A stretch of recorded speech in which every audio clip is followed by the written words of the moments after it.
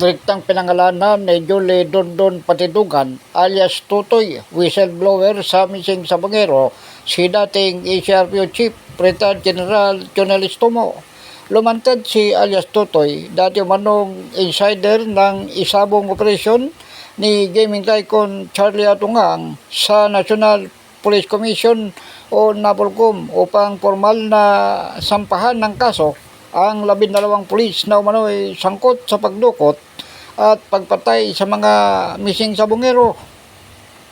Ayon kay Patidungan, kasama umano si Tomo sa Alpha Group ni Atungang at ito din umano ang nagrekomendang ipapatay siya nang kumalas ito sa grupo.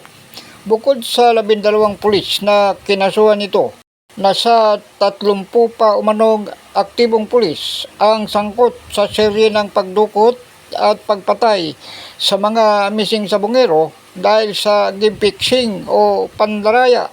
Pinanggit din ito na ilang katawan umano ng biktima ay itinapon sa farm ng isang akusadong pulis di kalayuan sa Talig.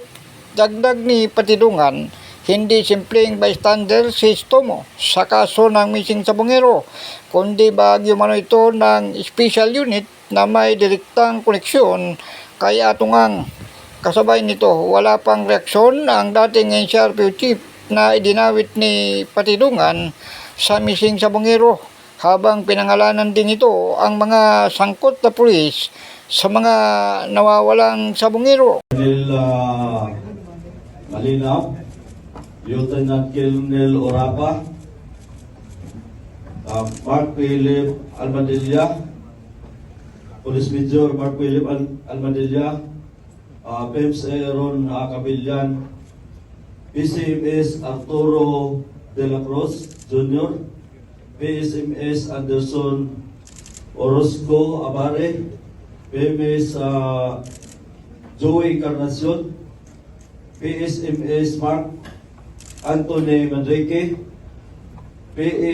PMSJ Renan Pulicio, and PSSJ Alfredo Oy Andes.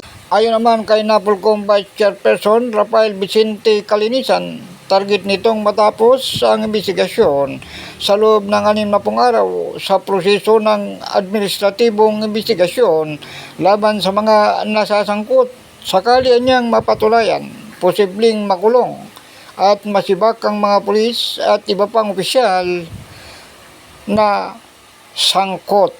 Ako si Edwin Moreno sa Kalawit News. Una ka sa balita.